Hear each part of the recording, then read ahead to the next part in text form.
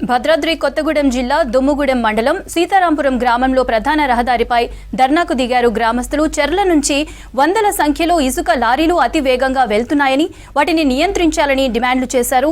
పిల్లలు, విద్యార్థులు, పెద్దలకు ప్రమాదం జరిగితే బాధ్యులు ఎవరు అని ప్రశ్నించారు. ఇసుక లారీలతో ప్రధాన రహదారిపై గుంతలు ఏర్పడడంతో ప్రమాదాల బారిన పడుతున్నామని ఆగ్రహం వ్యక్తం చేశారు గ్రామస్తులు.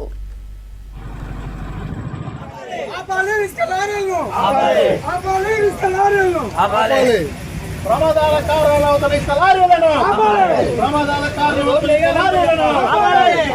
ఇసుక లారీలను రోడ్లను ధ్వంసం చేస్తున్న ఇసుక లారీలను రోడ్లను ధ్వంసం చేస్తున్న ఇసుక లారీలను రోడ్లను ధ్వంసం చేస్తున్న ఇసుక లారీలను అక్కడ చెర్ల వెంకటాపురం మధ్యలో బ్రిడ్జ్ ఒకటి డ్యామేజ్ అయింది, అయిపోయింది.